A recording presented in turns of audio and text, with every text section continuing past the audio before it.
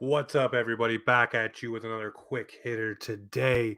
What's happening around the NHL? Well, there's all kinds shaking out.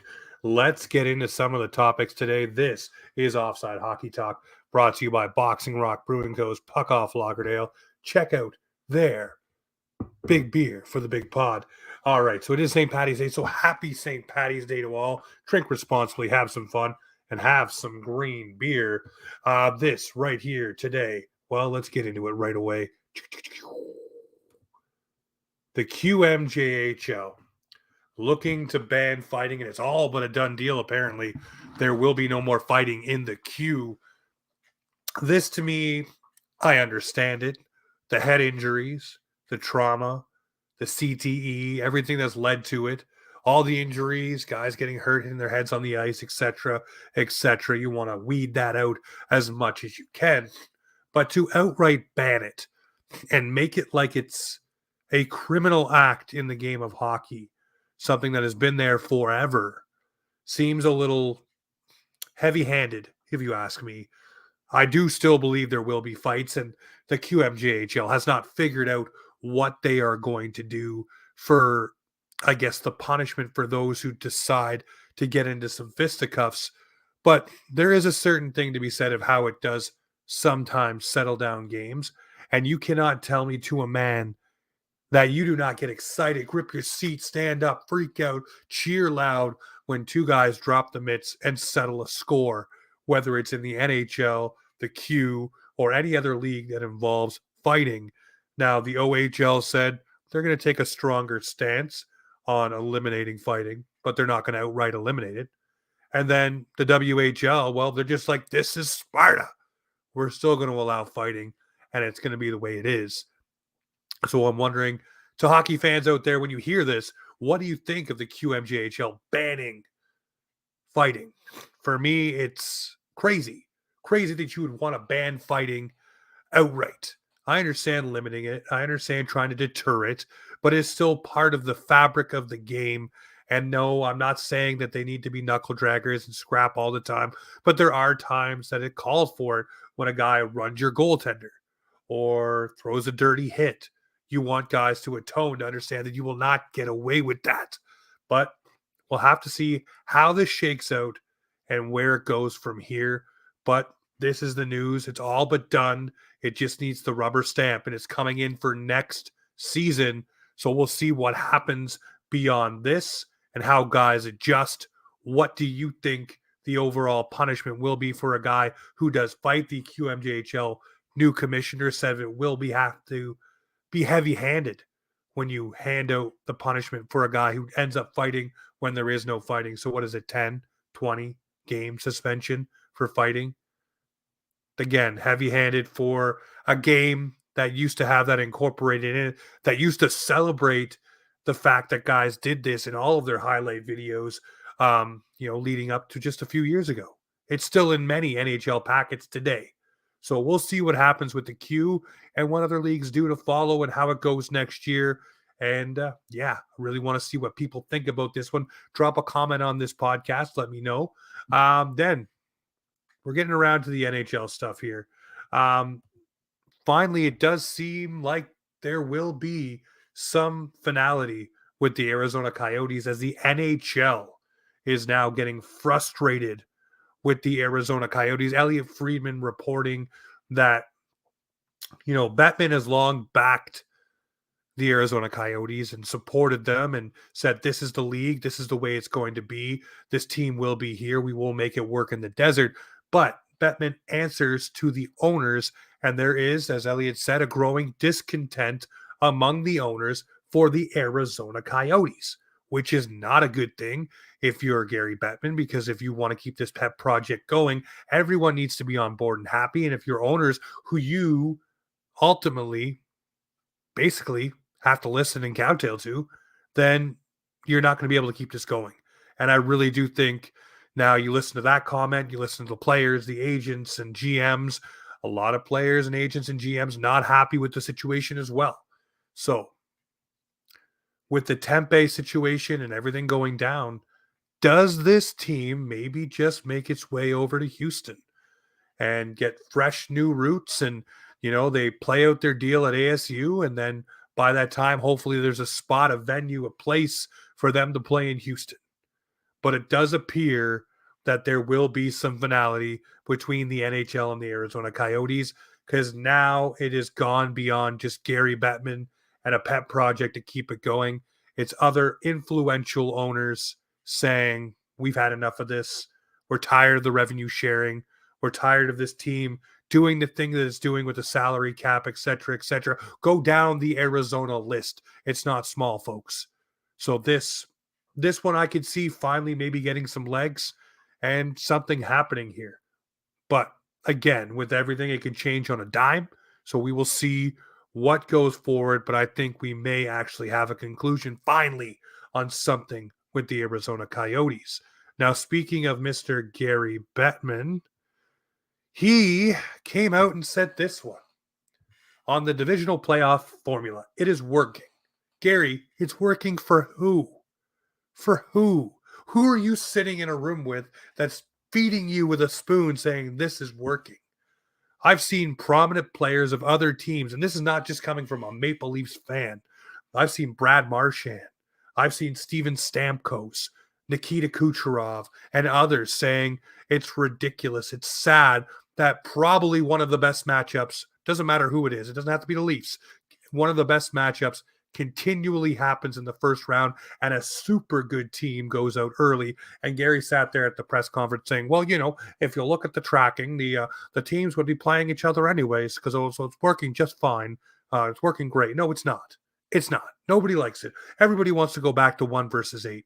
Everybody wants it. And if someone's telling you, Gary, that they don't want to go back to 1 versus 8, is because they don't want to be on your bad side, or they don't carry enough water to have an opinion around you without you shutting them down and shutting them out. So if your players are saying it, if general managers are saying it, coaches are hinting at it, I'm wondering, who are you asking that likes the divisional playoff format? I'm just wondering, because it's obviously not the actual people in the game. It's anyone who's in your yes man circle that you're holding close, that doesn't want to leave that circle for you, that's saying, no, this is great. This is wicked. Keep it going. Yeah, it's an intriguing matchup to see Toronto versus Boston or Toronto versus Tampa first round. Oh, it's great. No, it's not. Those two teams should be playing further on, and the weaker opponents should be weeded out, just like before. 1 versus 8, 2 versus 7. Let's keep going down the list. That's the way it should be. And I know everybody I talk to would love to see 1 versus 8. I have not met one person who's like, yeah, I love the divisional playoff. Not one person. And I talk with a lot of people within hockey. But we will see where this one goes. It apparently has 0 legs and will probably never change with Gary Bettman as the commissioner. Something that will be changing. It looks like the coaches' challenge will be expanding here in the NHL. Meaning what? What are they going to be able to do? Obviously, they've already got the review on the high stick for the cut. They can review a 5-minute major. Are they going to review puck over the glass? They can review a high stick to call back a goal. There's lots of things that you can do. What are you going to expand here? And I understand wanting to get every call right and wanting the game to be played to its purest form. But how do you allow a coach to have one challenge a game on an egregious play that you feel your team either should be on a power play or a goal should have counted or this, that, or the other, so everyone can concur and everyone in Leafs Nation goes back to the high stick that was not a high stick from Alex Kerfoot? Or Kerfoot. I don't remember exactly who it was, but you know what we're talking about. Behind the net. That high stick that wasn't, that led to the 1 penalty, that led to the Kerfoot 2nd penalty, that led to the Tampa Bay Lightning obviously scoring. Would you like that one to be reviewed?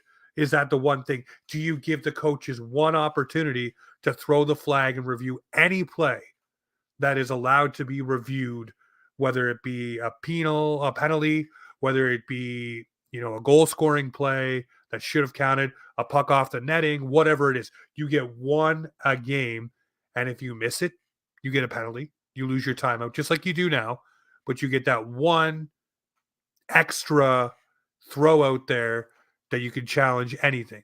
Just challenge anything. You get one a game, just one. To me, I know it opens Pandora's box, but if you're allowed to call just one, you can't have multiple. It's not football here. You can get one a game. And then maybe in the last 2 minutes of each period, you're allowed to actually review what's going on. Maybe it goes up to the ref's booth. If it's something that all four on the ice, the linesmen, the referees deem may need to get looked at, maybe you go and look at it. Or are you on the side that, hey, hockey is played at a very fast speed. If you catch the penalties or you catch the offsides or you catch the infraction at the time, that's what it is. That's what it is. And it just is what it is. I want to know.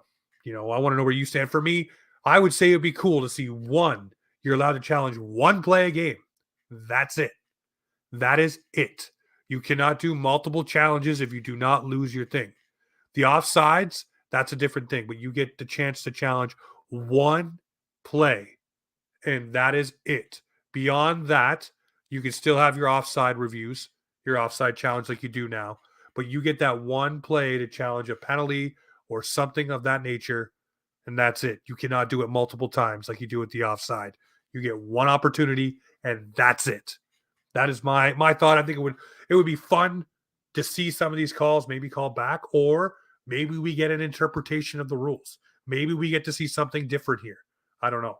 It could definitely be some fun to see what happens with these rules and different things shaking out for the NHL.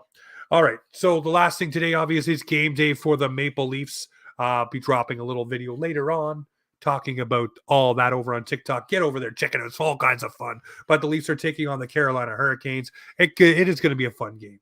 Say what you will, Austin Matthews and Mitch Marner will be back in the lineup, will be playing for the Maple Leafs tonight. Luke Shen does get in, paired up with McCabe. That's going to be a pain in the ass pairing because McCabe does have the speed, but both guys have the physicality. Both guys like to block shots. That'll be a fun pairing to watch tonight. The Leafs are going 11-7 tonight as well, so there will be the extra D-man in. Right now, Daily Faceoff has Justin Hall as the scratch, so we'll see what happens there. Ilya Samsonov was the first goalie off the ice yesterday, so usually that does mean he will occupy the starter's net tonight, and it would be fitting to see Murray play a team where he didn't have much success against tomorrow night against the Ottawa Senators. I look at this team here tonight with the Maple Leafs and say, this is a game on St. Paddy's Day. You want to go out there and put your best foot forward. The Carolina Hurricanes are no joke. I know they've lost Andrei Svechnikov, but they still have guys who could put the puck in the net. They still have a stout defense, and they still have some pretty darn good goaltending back there, whether it's from Ante Ranta, whether it's from Freddie Anderson, or the young guy that's come up and took the world by storm. So you have to watch out for the Carolina Hurricanes. You just do. You have to pay attention and get it done. And the Leafs lately have not been getting it done with a full 60. It's been a great first period or a great second or a comeback in the third, but it's not been a complete effort from ticker to tape. And they need to get that going, especially down the stretch here. It needs to be some continuity hockey. And maybe they're waiting for the last 9 games when Ryan O'Reilly comes back and this lineup has some more finality to it. Of who's going to play with who, where it's going to be where, and what's what. But you want your best foot forward. And, hey, playing Austin Matthews and Mitch Marner almost 30 minutes each, that's letting them have a free leash to go do their thing and get some points and get the feel in the puck. And Matthews is definitely dancing. Marner is definitely dancing. So tonight against the Canes, we'll see much of the same. And I'm looking to see what we get out of Ilya Samsonov again, because he was great when called upon against Colorado. And he looks to me more and more to be the game one starter for the Toronto Maple Leafs going forward. But we shall see. But ladies and gentlemen, these little pods, they may be a new thing here for Offside, but I hope you enjoy them. Check them out. Make sure you hit the subscribe, drop a like, follow us on TikTok, on Twitter. Make sure you're over there on YouTube and dropping comments. We are trying to build this thing into a fun podcast little network. Today's show more focused on the NHL than the Maple Leafs, but hey, it is what it is. It's not all Leafs all the time, but you know what it is for me. It's go Leafs go.